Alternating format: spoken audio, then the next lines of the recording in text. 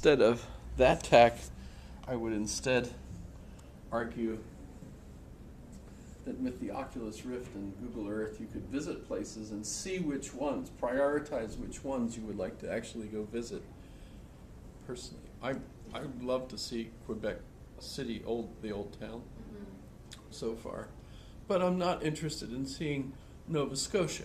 Right. Because it's like New Jersey without all of the excitement. It's a preview program. Yeah.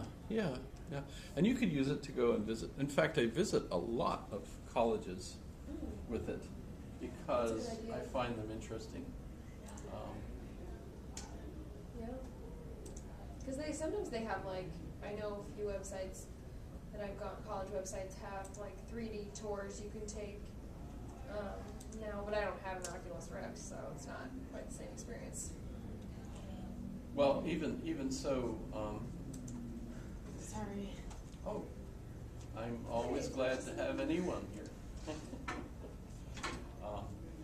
But the thing I was reading last night, which I was going to start talking about a little bit, although we're going to be talking about these guys. So that's kind of interesting. But last night I was reading Ready Player One, because we're going to be discussing that in our book group. So I got up to page 70-something.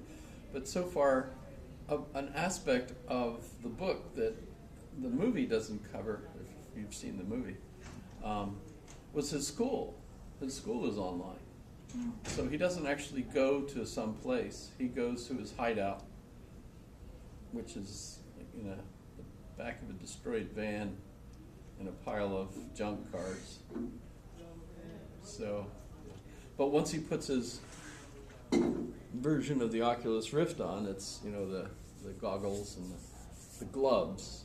So instead of hand controllers, he's got gloves. And and the headsets, and a school dispensed device that enables him to go into Oasis, which is the operating system. In fact, I read what it means, and it's like online, sensory input system or something, whatever. But so he's in a school that he got into. Wasn't an exceptional student or anything, but he passed all his courses. And I bet in a future, this is supposed to be 2045, that with all sorts of crises, because it starts off talking about how there's a fuel crisis, an energy crisis, weather crisis, food crisis. Everybody's moved into these urban centers because there's no internet or other things out in the suburbs. But of course there's a lack of housing, so everyone's living in these basically mobile homes stacked on one another, etc. Right? So it's a horrendous environment. And you think, wow, especially with drugs as an escape, you would think there wouldn't be very many students that are actually even passing their courses, and yet he was, etc. And so he's in a school with everybody who is passing their courses. So you might think of them as brights, comparatively speaking. But what's interesting is everyone's there as their avatar, and even the professor shows up as his avatar. So it's kind of intriguing if you could kind of picture a class, and he highlights some benefits of this, because there's no disciplinary problems. You can actually concentrate on the material and teach, and that's wonderful, because an awful lot of our contemporary high school teachers, especially in urban environments, find themselves the whole day basically trying to keep a riot from happening rather than actually accomplishing anything. Right. So there's all kinds of interesting aspects of having this thing. And I was thinking, I wonder if that's an actual future that we could expect schools to start moving towards, at least some. And it dawned on me, well, you know what? I'm not a, what was that? That sounded, It's just a Java update available. I already had a cup of coffee today. That wasn't enough. We ran out of Folgers, so it was kind of weak. But I'm not an avatar, but for at least this class, which is actually kind of small, you're right. But the one I have next has like 17 people in it. And usually I'll have maybe 5 there. So everyone else is taking advantage of this suggestion that I made at the not just this semester, it's been a couple semesters now, that I put the lecture on camera, if the batteries work, hopefully. Yes. And all the assignments are online, so you don't actually have to come to class. I do that deliberately for all the reasons that people find that beneficial. So it's not quite what Ready Player One hypothesizes in this book, but it's, I guess, the next closest thing. But what we know about online education from all sorts of statistics and who does well and so on is that if you aren't already an accomplished student, you will not do well in online courses. The online courses tend to be beneficial only to students who already have study habits and self-discipline, plan to actually accomplish something, and take the courses usually after they've already had a background of other courses. So they use it to refine their education and not so much to get an education when they're a raw student in the first place. So it's not a good idea for replacing high school. Might be, if you think about it, might be a darn good solution to the problem of school shootings, because of course no one will be in a building all together where that could happen. Everyone will basically be at home or in their own little hideout wherever they're connected to the system. But, I mean, if you're going to need face-to-face motivation, then it's not for you, because you could avoid it entirely. As that also is obvious in the book so far. But somehow I wanted to tie that into the Brights, because the Brights were not invented by Daniel Dennett, as he explains.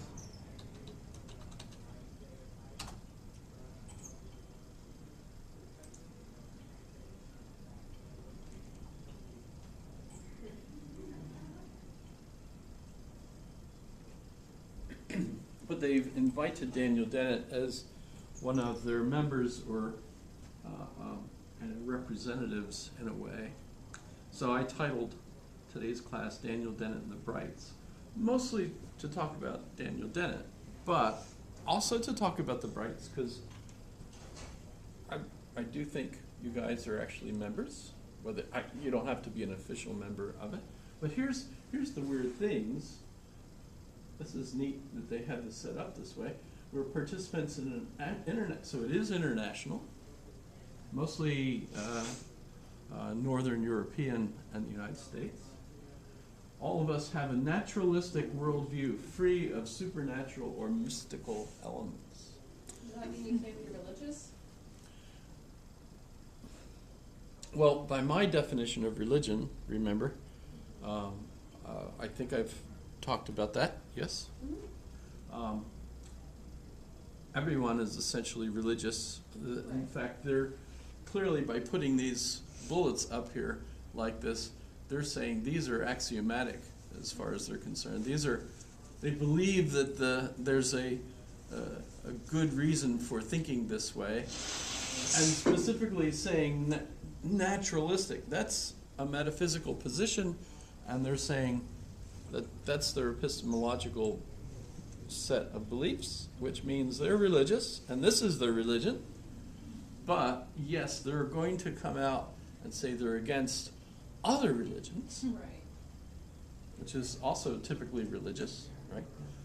And Daniel Dennett's in on this too, although of all the ones that I think of associated with Daniel Dennett in this position in kind of the world media, he's really the most brilliant, I believe. And that includes Richard Dawkins, right? Sam Harris, I think we've talked a little bit about, right? Christopher Hitchens, who's now dead. And so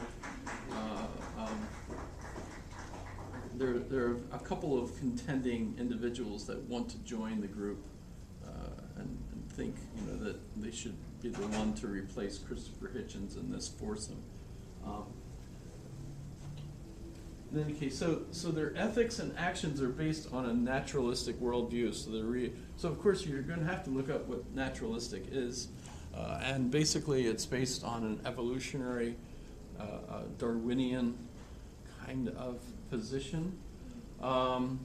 But they're looking for an egalitarian civic vision, which, by the way, that doesn't sound Darwinian at all, because Darwinian is red in tooth and claw. The lex talionis of the Roman law. Lex talionis means the law of the claw, or talon, right? Which means it's a dog-eat-dog world, basically. These are all just cliches, but you get the idea. That's not egalitarian. The lions eat the lamb. It's not everybody all lies together and eats grass or something. Unless there's plenty of grass around for everyone to smoke, I suppose. But even so, you don't get to eat protein with that kind of thing. So the Brights aspire to an egalitarian civic vision. We want citizens who have a naturalistic worldview to be accepted as full participants in civil society. So they keep give us repeating that naturalistic worldview. Yeah, so fortunately they're going to give us some definitions here. Let's see if they give us a good one for that. It looks like not. A supernoun is a person whose worldview includes supernatural and or mystical elements. So they're not into supernatural. Super literally means on top of, so outside of what you would consider the physical universe. So miracles, things of that sort. But I hope it doesn't have anything to do with the quantum mechanical view that there are superpositions where particles can be in two places at once and so on, because if we talk about quantum tunneling and say that your brain is a quantum computer, why? Because you can essentially check a problem in multiple contexts all at once, right? You don't have to follow just one train of thought, but you can literally, it's not like you could put that together and say, oh, I'm thinking about this and this and this and this, but your brain does automatically check all sorts of contexts and then picks the one that has the closest answer to what you're looking for. So we're much quicker than a linear type machine, a Turing type machine, a computer like that one, because we can quantum tunnel when we're doing things. Now, by the way, that's a hypothesis about mental events that not everybody agrees with, right? But still it's interesting. So I hope that that's not excluded. I wouldn't consider that supernatural, except in the sense that it's actually natural. It's just that that kind of quantum tunneling is part of nature, even though it seems kind of magical before your theory has been demonstrated as part of nature, right? So it's not really magic, unexplainable, as Einstein famously disagreed with the idea that you could have strange action at a distance, spooky action at a distance, he called it, which actually is what quantum tunneling enables. You can do something here and it affects something over there, and that seems spooky, but actually it has a very mechanical explanation for how it works. It explains things like if you're ever thinking, gosh, I ought to call my mom, and you go to pick up the phone and it rings, and it's your mom.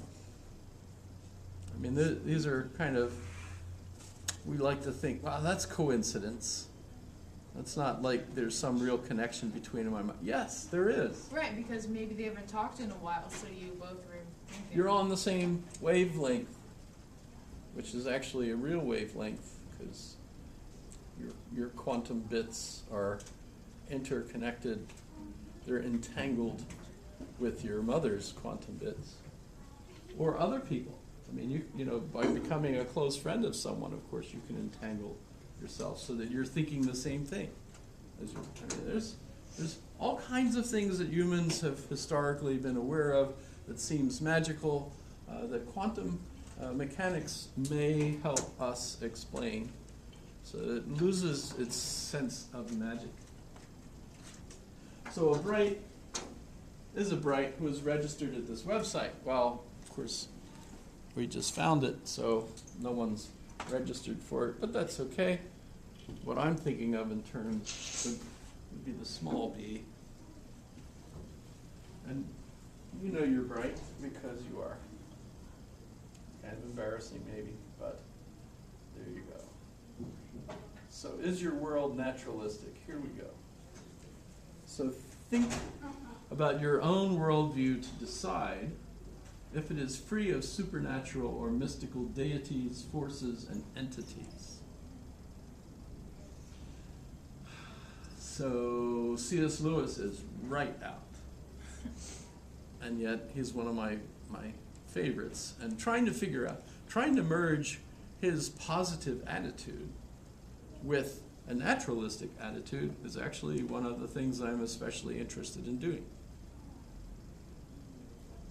First thing I have to do is figure out exactly what motivated C.S. Lewis, and the second is how I can see that as a aspect of a naturalistic worldview. That you're actually better off when you're an optimist and thinking, hey, this is going to work.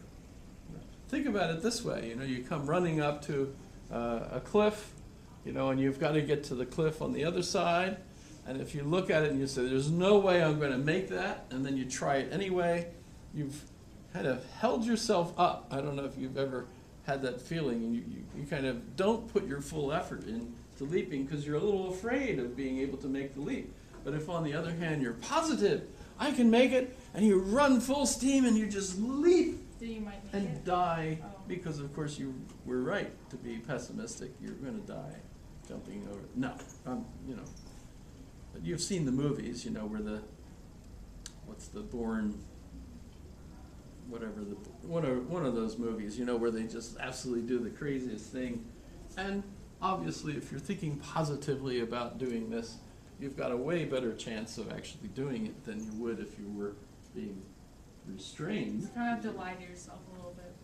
Well, in that case, though, if you do make it, it's not lying to yourself.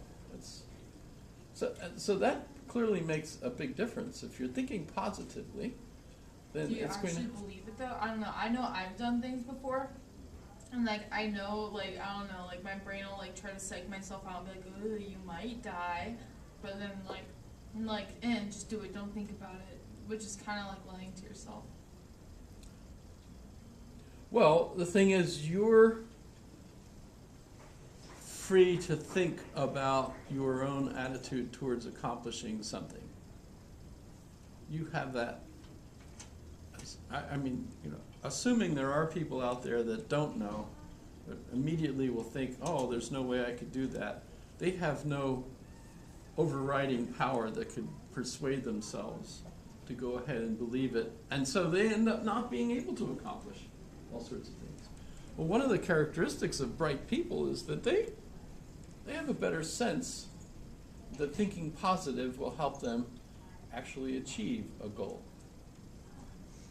And that often is the very thing that enables you to achieve it. I remember going to the Defense Language Institute, and there were 100 of us, and we're all in the chapel, and that's when they announced that only 50 of you will pass.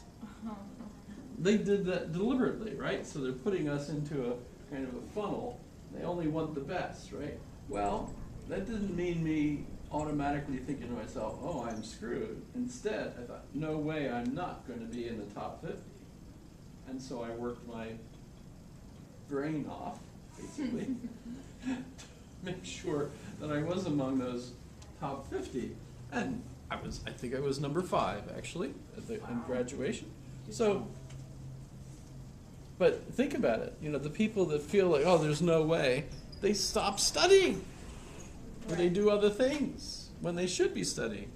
It actually takes a lot of effort to make sure that you're studying 4 hours a night. 4 hours? Jesus. Who would do that? Well, you were only immersed for 8 hours a day. Then you have the evening, so Why not spend 12 hours every day studying? why not? И поэтому я еще говорю очень хорошо по-русски. Дни мой Schuld, which is actually German. However, yeah, it worked, actually. And of course, I associated with a bunch of folks that did the same thing. And we mutually helped one another because we all thought we could do this. And who says you could learn a language to a certain level of fluency within 1 year? Well, guess what? You can. I mean, there's goofy programs out there today that say you can learn it in 1 week. Oh, yeah. Or something. Or like lose 500 pounds today or something like those. There's like I might YouTube try videos. that. Yeah, there's YouTube videos that's like get abs in 30 hours. So if we're wondering if naturalistic is a thing, it's pretty of supernatural and mystical deities, forces, and entities. So they mean, angels. I know people alive today who believe in stuff like that. It's big, scary angels, and the metaphors, they have for them really come from various literature or literatures that are, not necessarily medieval, but post-medieval, because by the way, an awful lot of this is fairly modern in a lot of the fundamentalisms that we have today. So if you decide that you fit the description, join us, etc. Well, let's see what Daniel Dennett says.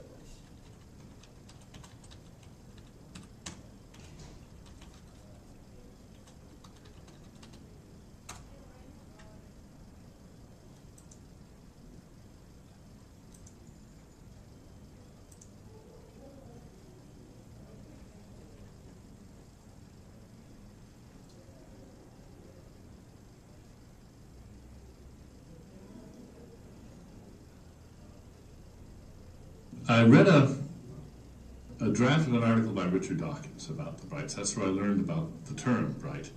And I was at a conference of very intelligent high school kids from all over the country. And I had 20 minutes to talk about myself. And actually, as I was walking up to the podium to talk, I thought, all right, I'm going to do a little experiment. And so I said, I have something to say right at the outset. And I told them what it was. And the air was just electric. And after my talk, all these wonderful young kids came up to me. Not all of them, but quite a number of them did.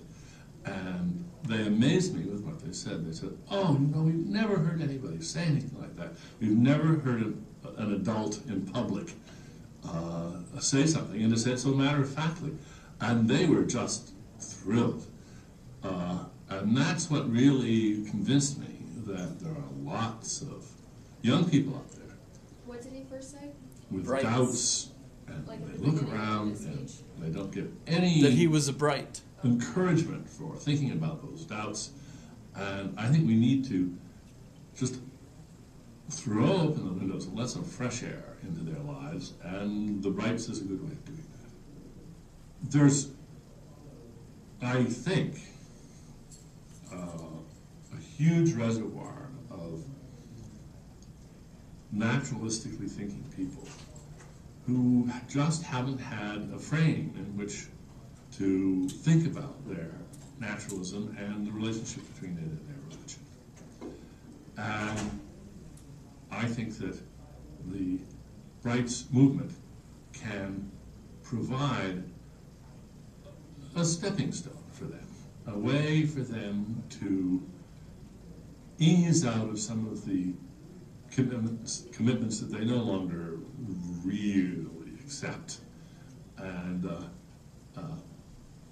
begin to flourish as a naturalistic.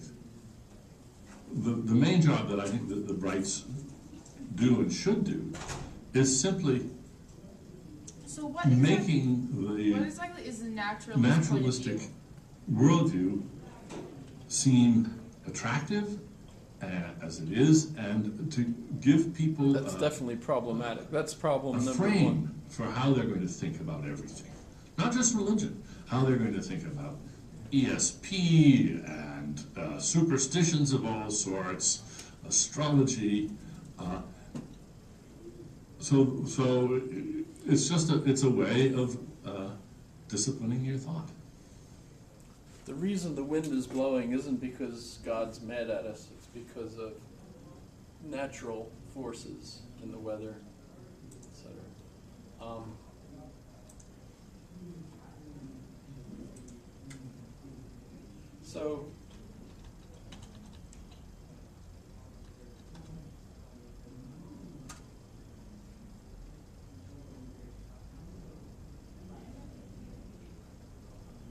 So when Daniel Dennett started writing, he, by the way, teaches at Tufts University, which is somewhat north of Boston, just a little. I've been there with my Rift, kind of cruising around. Is it No nice? clue where. It's fairly modern building, so it's not like Harvard or even MIT with really old kinds of buildings that make it feel like, ooh, this is kind of an interesting academic atmosphere. But I bet the rooms really suck, because the buildings are so old. It's instead looks like it'd be fairly comfortable. Although, by the way, I think UAA's got an incredibly beautiful campus. Yeah, I love the plants on the main campus all over During the summer? Yeah, I really like that. Or no, in the inside they have all this like around Oh, the yeah, library and stuff. yeah. I think they should do that everywhere. I like that. Well, we have all those, and Fairbanks does also. Oh.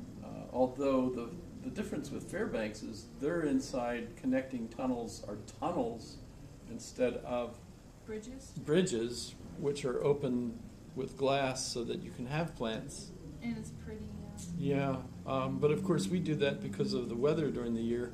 It's great to be able to stay inside from going from one class to another, and even, but unfortunately, not all the buildings are connected. So you do have to go outside for a little bit. But as long as it's only a mad dash from one place to another, you can make it.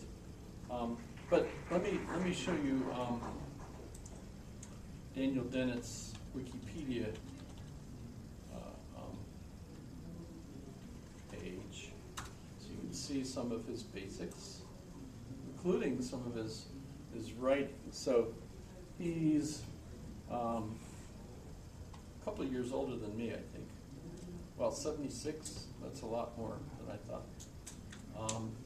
I am trying to look like him, although I've still got too much hair on the top. But I've got the shape, that kind of goes with it. There's something right about, as you get older and you spend all your time just sitting and reading and maybe standing at a podium, then you look like that. That's kind of the way. You just gotta get his glasses. Yeah. Well, the trouble is, if I wear glasses, I can wear them to read. In fact, I need them to read most of the time. But if I put them on, I wouldn't be seeing you out there. I would have to do this kind of thing. You could get ones with just plain glass. I Just pull off suppose. the look if you wanted to do that.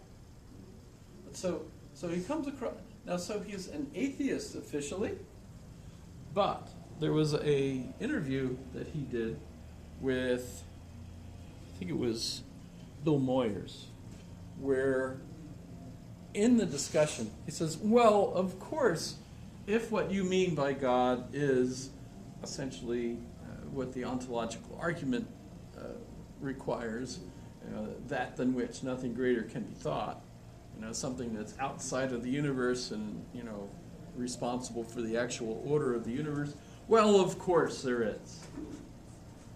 Yes, that's it exactly. But if what you mean by some, anthropomorphic character sitting on a throne in space who's basically angry and acts like a person that, tries to somehow know everything that's in your thoughts and punishes you if you do what he basically set you up to do anyway, of course not, right? So he does believe in a creator who runs the world, sort of thing, outside of the world. Well, in that one interview, you want me to see if I can find that? Yeah. Let me see if I can find that. Because that's interesting.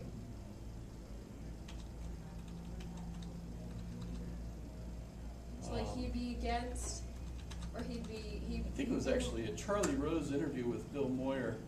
He would believe in the gods of the pharaohs and stuff. And we have a Christmas carol party that we've had for 25 years, and all our friends come and we all sing them. I'm sorry, what? So he wouldn't believe in the Greek gods / ancient Egypt gods where they if you did something bad they punished you. They wouldn't believe in that. He wouldn't believe in that Oh, sort absolutely of not. No, But he we would- don't either today. Right, but he would believe in the sort of classical Christianity God, which is a God who's outside of the universe running the universe. Well, that's the way I've described it because that's the way the theologians talk about it. But most people that call themselves Christians are actually pagans and believe in, a God that's on their team. And that's clearly not what he would agree with. It's like the idea that if you're not a Christian and believe this, and this, then God will punish you and send you to... No, he doesn't believe any of that. So he doesn't believe in if you're not saved or whatever, he doesn't believe in the idea of sending someone to hell if they haven't. No. In this sense, a lot of that is metaphorical. Right. Because the concepts are actually quite abstract today. I would say that you're saved if your mind is attuned to the universe in a way that makes you happy Okay. and that's sort of and generous. And part of that is being truly happy requires you to know that this is the way the universe really works and that you're in tune with it. That's almost very Buddhist, really. Although typically Buddhism, officially, in the same way that Christianity, and what do I mean officially? If you're studying the theologians today, not the little community church over there where the guy is basically catering to the needs of a local yokel community. And trying to get them basically to behave with one another and stuff. That's a totally different environment than folks sitting around trying to figure out how does the concept of the deity tie in with evolution, physics, quantum mechanics, and so on. What we're looking at really is the God that created a universe where everything like this is possible, where energy is related to energy at this kind of a relationship. What are you talking about? It's more like Stephen Hawking's concept of the grand unified theory. So God in that sense is, the universe is designed so that we can be here right. and live like this, and that's a pretty affirming attitude to have. And that's the sort of God that he thinks Yes. exists, Yes. not one who created this world just so that it a testing ground for humans. No. Sort of thing. No. Well, let me see if I can find Music? What about your grandchildren? Do you want them to be raised in a tradition? Yes, I'd like them to know the tradition. I have a grandson, and we've talked about this. He's not, in fact, going to Sunday school now, but that would be fine if he did. We went on Saturday night to Carnegie Hall for Brahms' Requiem. Now here was a man, a great composer, who had no place in his life really for organized religion, and yet that music opens with the words, "Blessed are they that mourn, for they will be comforted." Yes. And then the fourth movement of the Requiem draws on the 84th Psalm. "How lovely are thy tabernacle, O Lord of hosts. My soul longeth, yea, even fainteth, for the courts of the Lord. My heart and my flesh crieth out for the living God. Blessed are they that dwell in thy house. They will be still praising thee." Where do you think such longing arises? Well, I think the longing for comfort is not hard to understand. Death is a terrible blow, and our species is unique in all the species on the planet in being able to imagine our deaths and knowing that we're going to die and not liking that idea. And I think we have two competing urges. This is not so much my theory as the theory of several other people that I discuss in my book. One of them is, and these are rooted actually in our biology. They're even rooted in our genes. And one of them is to get away from a corpse. It's dangerous. It's a source of disease. It is something to withdraw from. At the same time, this is a loved one, and that's something to approach. So we're tugged in two completely different directions, and you can't just leave the body of a loved one. You have to do something. And out of that grows the rituals, the burial rituals, and out of that grows the sense that that person is still there. After all, your head is still teeming with, well, I wonder if she'd like, and what would she think of, and can she see me now? All of these habits of mind that we have about anybody that's close to us, whether we love them or hate them, actually. Those habits don't just stop when a person dies. And so it's very natural to understand how those habits can be turned into a sort of hallucinatory presence. Joseph Campbell once said to me that he thought religion may well have begun when the first woman realized that was a corpse beside her and wondered where her husband had gone. Yeah. But that longing expressed in the woman, that longing expressed in the 84th Psalm, moves on from just the desire for comfort to try to touch something transcendental. At least that's how I read this powerfully poetical language. Well, Brahms' Requiem is one of the great masterpieces of all time. I've sung it and loved it for years. What does it touch in you? It touches many chords in me. I can be reduced to a shivering, trembling hulk by Bach, by the St. Matthew Passion, by Brahms. I've sung in a lot of choirs and choruses in my day, and the music moves me tremendously. Biologically? Is that a biological? Of course it is. What do you mean by it? You say religion earlier. You said religion So this has is all biological naturalistic, roots. What do you right? mean by that? And you say this response to this great music is biological. Well, it's partly biological. There's a biological basis. All the great composers knew how to pluck the heartstrings, how to create effects that were deeply moving. Bach was a genius. He did some very clever things. His great chorale cantatas, for instance, he took hymn tunes, the chorale tunes that were already deeply familiar to the people that were coming to church. They were like Home on the Range or Christmas carols to us, and then he reworked those into these very moving cantatas. He knew what he was doing. He was a master at what I would call mimetic engineering. He was great at redesigning musical artifacts to strum every chord in every person's heart. But I would not dare put myself in Brahms's mind. But don't you think he was reaching for a spiritual, what he called a spiritual response, not a biological response? I want to make sure I understand that difference. Of course he was. Spiritual in the sense of having to do with your mind and what you know, your culture, the ideas, the stories that matter to you and why. we all of us, we start with our language, our mother tongue. This shapes our minds in unimaginably many ways. We imbibe stories, folklore, the Bible, the Quran, whatever the texts are, but also everything else. Television, George Washington and the cherry tree, all of this lore furnishes our minds, and it's all available to be spoken to be rung in by poets, composers, preachers. Preachers are, I think that a really good preacher is like a jazz musician, is playing the old standards, but always changing them, always adding, and surprising the congregation with a few new riffs, and leaving out the parts that didn't go over so well when he did that same bit a few years ago.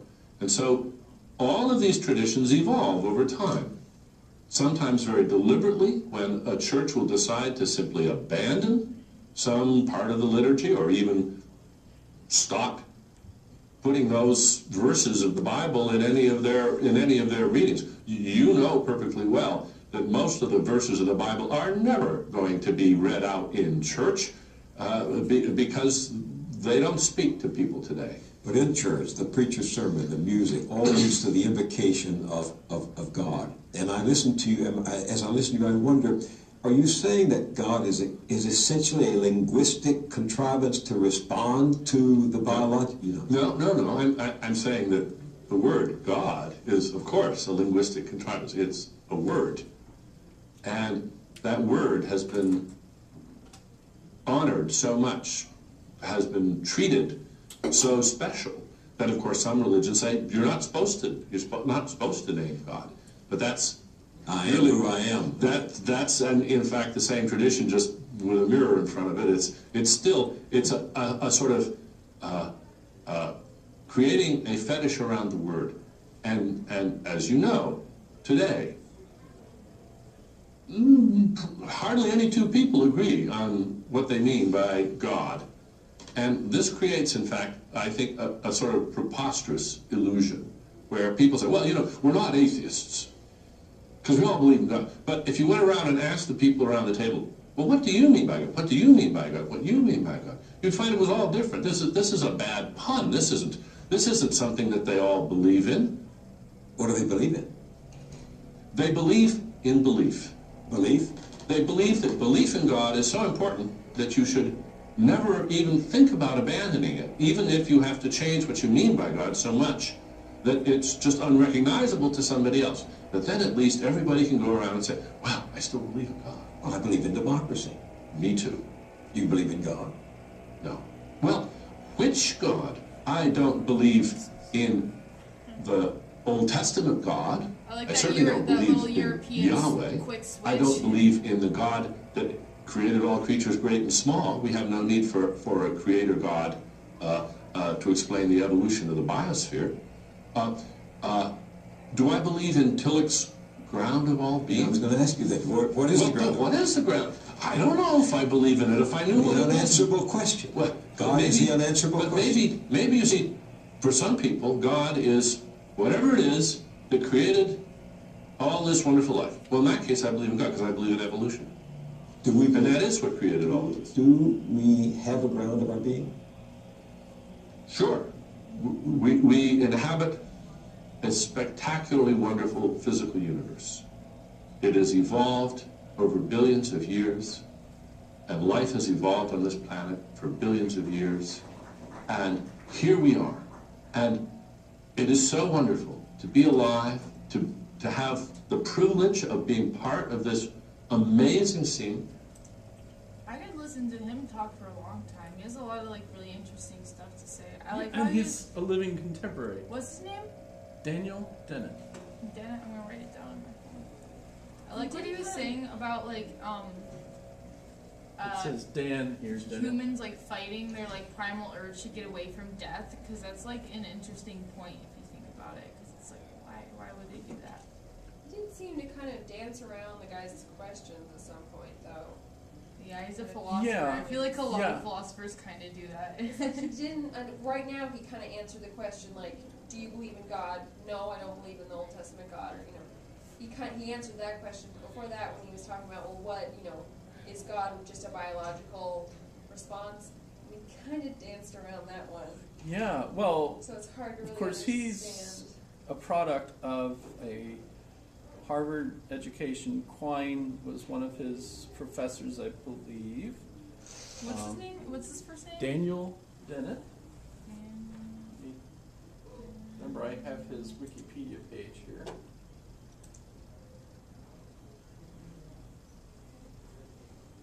And he's got tons of stuff out there. And he has a way of talking where you know he's being totally up and honest with you and saying what he thinks. What is naturalism, though? What is the belief? Because he's talking about, like, God and stuff, but that doesn't seem to correlate. Right. Well, he's talking about things that, this is just my interpretation of it, that science is the respected way of learning about things. And what he means by that is empirical, physical science. And I'm sure he also accepts mathematics and the formal sciences and so on. Those are certainly ways of knowledge too. But when it comes to explanations of, this happened, then this happened, and then a miracle occurred, and this happened. No, that doesn't work. He explains that actually in a couple of places. It's got lots of YouTube videos, lots of fascinating books, and you can hear his voice in his books. That's one of the neat things. I think I mentioned that in Randall Collins' book, The Sociology of Philosophies, the necessity of you meeting particular individuals face to face as part of your life experience in order for them to have an influence on you stopped roughly around the 50s or even before that. Because now someone like this speaking on a YouTube video or in a book Have an effect on can have an God. effect on you even here in Alaska. We're not nowhere near Tufts University. And hopefully those YouTube videos will be there for you to play to your kids, maybe in enhanced 3D or something, But you get the idea. That limitation of face-to-face is no longer a limit for us. So he can influence us, and he's alive and well today and still publishing. We look at and his beginnings were in philosophy of mind and consciousness, trying to figure out what consciousness is. So the one of his first famous books was Consciousness Explained, which is actually old enough that you really wouldn't want to read it except for the historical perspective that it would give from the, I think, 80s. Let's see if I can get to his selected works. So, Brainstorms, 1981, Elbow Room was on the varieties of free will, and that was 884. The Mind's Eye that he wrote with Douglas Hofstadter, who's also interesting and alive. That's 85. Content and Consciousness, 86. The Intentional Stance, 6. Printing. Okay, so 87. And here, Consciousness Explained. Okay, so that's 1992. So we've learned an awful lot about consciousness today, and that's a scientifically detailed enough book on that state of consciousness that some of it would still, of course, be interesting.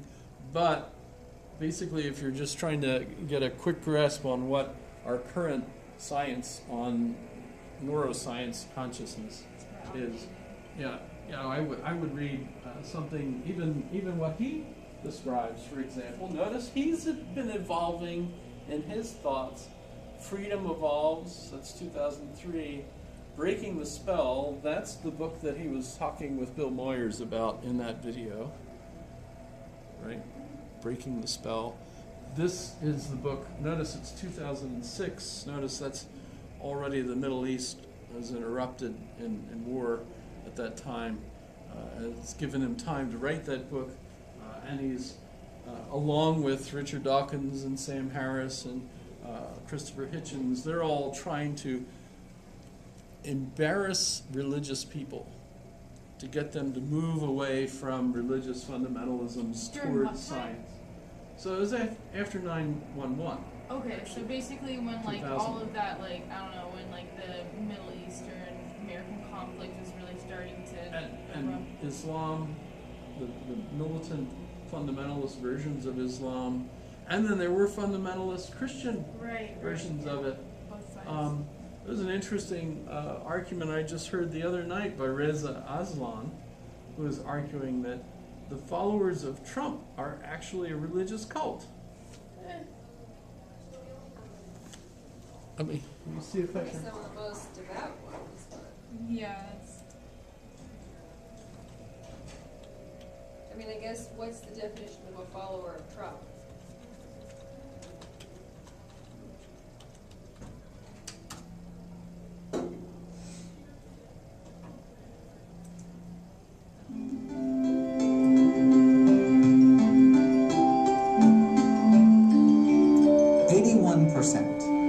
Of white evangelicals voted for Donald Trump in the previous election. That's a record. That's more white evangelicals than voted for George W. Bush, and George W. Bush was a white evangelical. This makes no sense to people, especially when you consider that Trump is not just the most irreligious president in modern. my dad would like this video. He talks Just about so- that all the time. He's like, My grandparents are this group that he's talking about. I'm not actually sure if they voted for Trump or not, but and they just hated Hillary so much that they would vote for anybody other than her. yeah, that's a good thing to take into account for So sure. I would say that while My wife did that. She voted for, not Trump, but one of the others. My grandparents may have voted for Trump, but because he was the next best candidate in their eyes, because he was really the only other one who could win based on historical precedent and stuff. But I would say that while this guy makes a point, a lot of people hate Hillary so Right, much, yeah. while they didn't hate Bush's opponent as much, or quite with the same amount of venom. Well, this is an interesting argument because he points out that non-white evangelicals did not vote for Trump. That's interesting. So it's not. Yeah. So it's not a matter of being an evangelical; it's being a white evangelical. There's so many that- like components even within that alone, though. If you think about where these white and whatever, and where like the non-white ones live, you know, it's, I don't know. There's a lot of different factors. That and like a lot of the voting population is generally older in general, and I know. Well, it's changing. Yeah, I think hopefully. this new movement among high school students who are turning voting age and are absolutely adamant that they're going to do away with gun control. Wow. Do away with That- gun control or putting gun control? Okay, yeah, you're right. Putting gun control on Stricter gun guns. control. Okay, yeah. Yes, you're right. I misspoke the way I I was said gonna that. say, based on all the Yeah, people that I've yeah, heard of. yeah. It's the other way around. Great. I'm still of the age where good gun control was taking the right breath and aiming. Yeah, Sorry. give the good people the guns, and then they can take the bad This guy that shot up the Waffle House, they took his guns away from him because he was like approaching the White House with these guns. So they took his guns Yeah. away, gave them to his father, saying never What? give these back to him, Wait, how old and was his he? father gave them back. How old was this guy? If he shot a Waffle House, did he kill anybody? Yeah, he killed a bunch of folks. Then how did he even get the guns back? Why? The dad gave them back, even though in Tennessee he was not allowed to do it. So see, How is he not control in there jail for didn't even killing work. people though? He is now. Oh. He didn't kill people the time he went to the White House with the guns, Oh, and then he did. but now he did. Oh my god. And of course, yes. There's a big concern now. What about prosecuting the father for giving him the guns back when he wasn't supposed to? Right. So Well, I mean, yeah. Yeah, yeah. Look up Waffle House When shooting did that happen? a couple days ago. What? I didn't even hear about Ugh. Man, the more, I don't know, the more they publicize all these shootings, it seems like it's turning into a game for people. it. It is, and it's getting more popular and stuff. It's just, I mean, it's not, I'm not saying they shouldn't report on it at all. Now we're going to turn to Tennessee, where the suspect in that deadly Waffle House shooting is finally in custody, captured after a day and a half on the run. ABC's Ariel Reshef is there in Nashville, and Ariel, he was armed when police finally caught him. That's right, Michael. That suspect was caught with one of 4 guns authorities knew he owned. It was a dramatic end to a desperate 2-day search. That takedown happening less than 1 mile from this Waffle House, the scene of that deadly rampage. A towering quadruple murder suspect shuffled into jail, captured after a 36-hour manhunt that terrorized a community. A tip from a citizen leading to the arrest. 29-year-old Travis Reinking cornered by a swarm of officers. How many people did he kill? 4. Four. Well, it's like But he, quadruple. yeah, but he injured a lot of others. So, how did we get onto that? We were Oh, watching that talking video. about Reza Aslan and his argument that. Yeah. We can finish that video if you want. I just wanted to point out. Oh, well, I was just trying to indicate that Daniel Dennett and Richard Dawkins felt like supporting religion at any level gave support to the worst institutions. So they're basically arguing against the religious institutions, saying you shouldn't support any supernatural beliefs anymore because it encourages this fundamentalist, violent kind of, and so they were trying to literally embarrass anyone from believing in expressions of support for the religious institutions. Well, so that's why in talking with Moyers, he'll agree with the concept of God that is so abstract that no one speaks that way in the religious institutions, because it would be remarkably unhelpful to people. You can't pray to that God.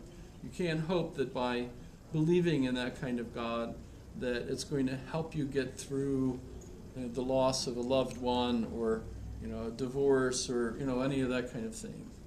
The kinds of crises that individuals really have, right? That's often where religion comes to your support, is, the community comes and supports you. And, I remember C.S. Lewis in, his book Touched by a Grief Observed, right? Basically, is upset that, his wife, Joy, Helen, has died, and he needs that emotional support from God, and he knocks at the door, and there's no answer inside. He doesn't assume that means that there is no God, but instead that God is that way, which is actually the kind of way that Daniel Dennett and these theologians are talking about. It's so abstract and outside of the universe that doesn't really give me that kind of personal support. So C.S. Lewis believed in a God who wasn't as connected? No, well, that makes it difficult. C.S. Lewis wanted a God that was like Aslan. It's kind of funny. Reza Aslan is the name of the one guy I just had on here. But Aslan the lion actually helps the kids, right? It's and sacrifices himself, obviously, as a Jesus narrative, for the White Witch, letting her torture him on the altar, shave his hair, embarrass him, all the animals jeering, and then they kill him on the table, right? But he comes back. That's supernatural. Comes The back. idea of killing someone who's innocent actually defeats Right. sin, Yes. or Excellent. the evil. Right, That's the issue. and leads them then in a physical battle Yeah. against the forces of the evil. And I can't imagine C.S. Lewis writing that, and it's clearly a fairy tale, and yet he himself is and that's what he liked. He liked himself in children's literature. He liked those kinds of stories. Well, it's Where you one have of my elves. favorite stories ever. Yes, and it gives you a positive sense that our connection to the universe, as long as we live the right way, will enable us to be triumphant. And I think that it does work, because after all, living the right way is just like leaping over that cliff gap, right? You know, if you're hesitant, you won't make it. If you're affirming and positive, you find out that you can do it. It's scary, but nonetheless, if you're just positive and you run and you leap, you actually get to the other side. Now, it turns out not to be that far, you know. So, but you know what held you up was the lack of faith at that moment in yourself, in the way nature worked. Boy, nature really feels like it's trying to destroy the building right now. Yeah, I don't know if you hear I it live right in a there. trailer park, and my trailer literally started shaking yesterday. I thought it was an earthquake. I was like horrified. Yeah. I thought the world was ending for a second. Yeah, when we came to Alaska in '87, we drove with a Ford Aerostar van pulling a 15.5 foot by 7 camper, hard body, Coleman type camper. And Still scary. we were in one of the very flat Canadian provinces, Alberta. Maybe it was Saskatchewan. Pillar shaking. What's shaking? That pillar right there. The pillar itself is shaking. By Yeah. the way, these are fake. Which- Yeah. Oh, I don't see They're it. just like tied in Yes, with I little don't know if you can. brackets at the top. They're just for show. Oh, okay, cool. That relieves me that they're not actually a part of the structure. No. If No. they're shaking, like, One That was just a guy fell asleep in his truck and crashed through that intersection and ran through the parking lot, hit a car or two, and then rammed one of the pillars. when? This one over here. When did that happen? A while back. Like a couple, few weeks, a while back? No, a couple years ago. Oh, damn. They've repaired it long since. For a long while, the damaged one was lying on the ground out there. Huh. And you could see how they were made. They're just for show. So don't worry, the shaking pillar doesn't mean that the building is not. It is a little disturbing when you think, no shaking. Yeah, it's just fake. However,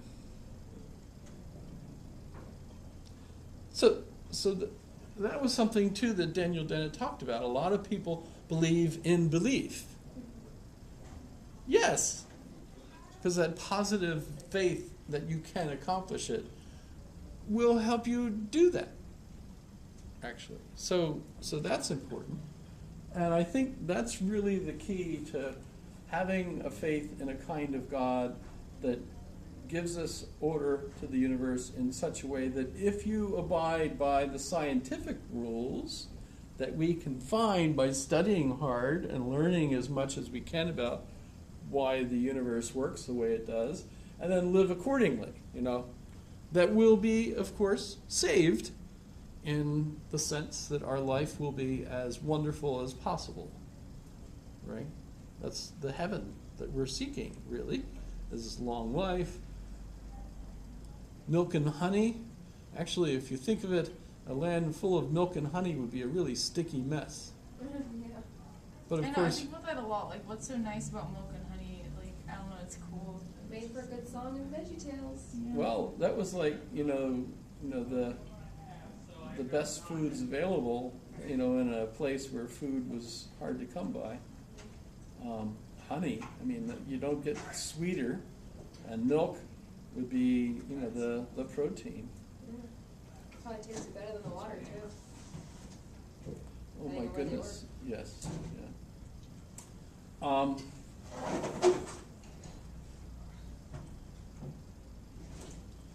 Let me, quick, so notice this is his latest book, From Bacteria to Bach and Back. And that came out in 2017. Man, he's a busy guy. Yeah. Yes. I also like inside jokes, which I use even in logic. Intuition pumps, that's good for like rules of good thinking. Intuition pumps is also, these are the traditional philosophical questions that I'm actually trying to ask you, with the idea that we can't tell you the answers.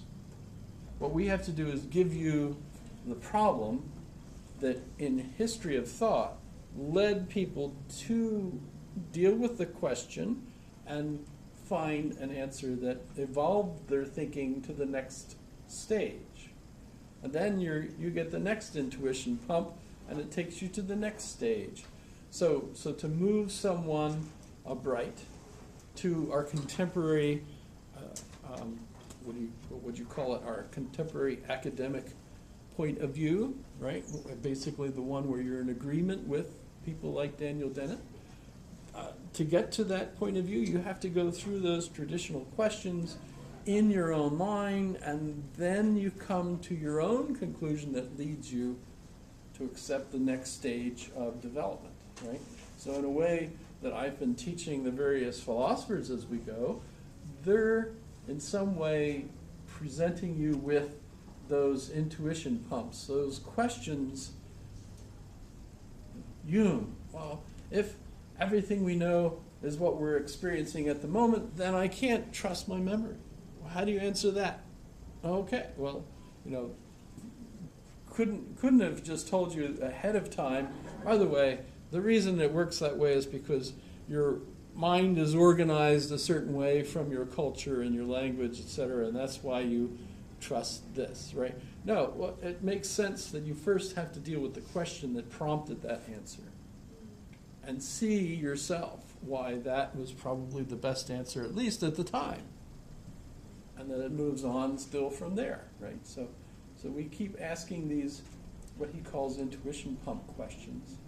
And then, of course, as a philosophy professor, he's at classes of undergraduates that have never thought about these kinds of questions. How do you introduce them to them in a way that makes them accept the answers instead of just telling you, oh, okay, that capitalistic democracy with a free market is the best kind of national organization that human beings can make. That's not intuitive. That's not something that you feel right off the bat is something you should accept. But if you study history and you can see how that gradually developed, and you see economically how it works and functions, and by the way, of course, it's still evolving. So there are other, like China, I guess, is the major competitor to that, because that's not a free market democracy, capitalistic democracy. It's instead a authoritarian, top-down capitalistic environment, right? Is that the next future stage? Is that something that we ourselves are going to learn, that they're actually being more productive? Isn't it similar to monarchy then at that point, which doesn't work? It's a communism, Right. but I mean, in its communist environment, it's really historically very similar to what it has always been traditionally, a very high meritocracy. So it's not the kind of communist state that Russia had, Right. which was basically a thuggy. Or like didn't China environment. have a more communist, like it was more like Russia was, and then now it's sort of coming out of it, and now it's more authoritarian, top down. Well, under Mao, yes. Under Mao, it was more like Stalin, although even Mao was more Chinese culturally, and he had studied in Moscow. But the traditions, China's traditions, are so powerful and so ancient that Russia was never a meritocracy. where you actually earned your authority by being best at what you did. Oh, China's that way. China is that way. Yeah. Oh, I didn't know that. Yeah, I mean, thousands of years they've had a test where to become a member of the bureaucracy, you literally had to memorize all of the Confucian texts and spend like a whole couple of days in a little booth answering all of it, and only the best got selected to get a job. Yeah, it's kind of impressive. Sheesh. And that still seems to be what they're doing. Is there king? A king is still by birth, right? Or like the dude at the top is still. Oh no, he's decided by voted by almost the same way as the Pope, by the Communist Party, selects among their own members who's next, and he's the one. And in fact, they just changed the rules so that he could stay for longer, extending his, because he's doing such a good job. They want to keep him there. So I do need to give you a good quiz question. Yeah, because I gotta go. So I guess, how about this one? How would you define the God that you believe in?